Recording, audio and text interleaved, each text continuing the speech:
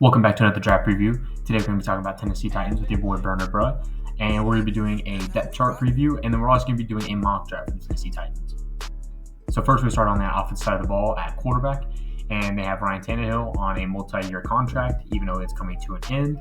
He's not had a great tenure with the Titans, as it's been very underwhelming after the 2022 AFC first-round exit, as they were the 1 seed. Then you have Malik Willis, who was drafted last year in the 3rd round, who got a little bit of playing time, but was not very good in that playing time.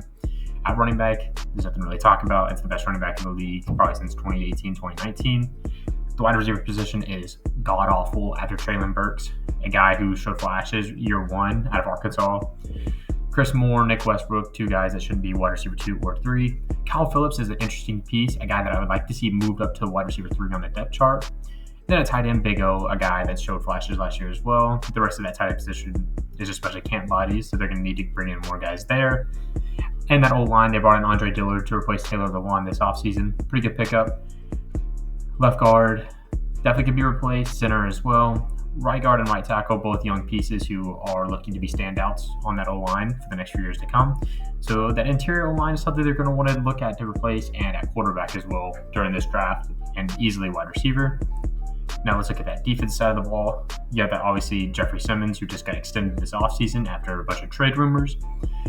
Curtis Brooks and De'Aaron Tart, 2 guys that shouldn't be starting. Then you look at the linebacker position with Harold Landry, Monty Rice, Azeez Al-Shaair, who came over from the 49ers, and then Danico Autry, 4 studs up the middle. Really. Then they brought in Luke Gifford from the Cowboys, pretty good special teams piece. Arden Key showing some flashes as he's been through the league. And then you look at that secondary. The secondary is actually quite interesting. You have Roger McCreary and Christian Fulton as your starting corners. They also brought in Sean Murphy-Bunting this offseason. And then Caleb Farley going into year 3 was a first-round pick. Hasn't really lived up to the hype as he's been injury-prone ever since coming out of college. And then at the safety position, you have Monty Hooker and Kevin Byard.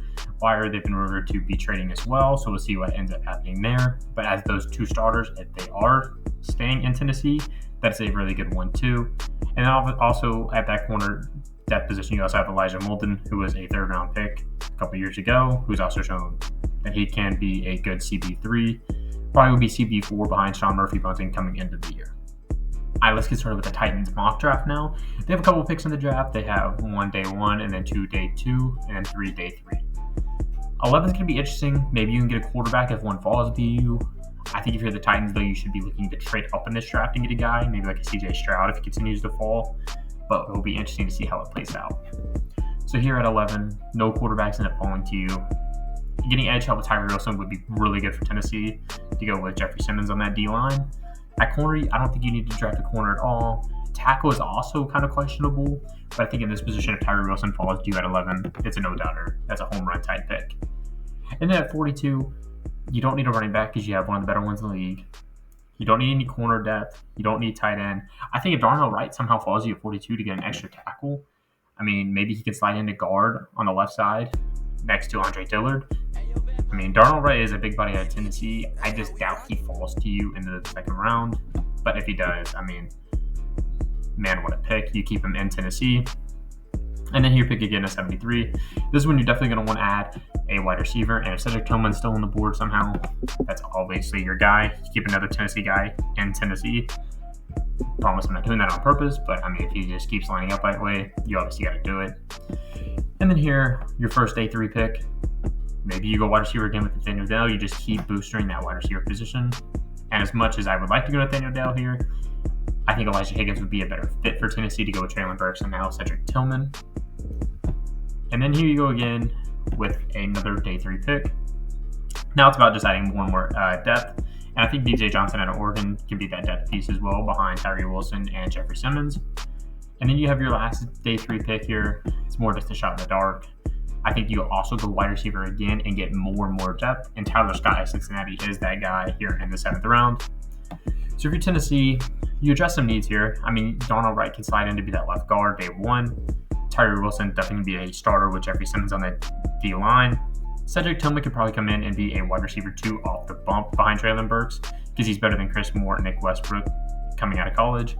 Elijah Higgins, tight end / wide receiver, could be used as a weapon piece. It'd be interesting to see how they would use him in Tennessee. And then Tyler Scott's more just a camp body wide receiver, and same with DJ Johnson at edge.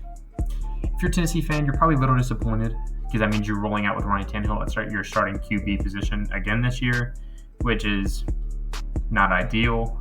But I think for Tennessee, it probably is what's going to end up happening, as you don't have a lot to be able to move up. This was the Tennessee Titans draft review. Thank you so much for watching. We'll see you in the next one.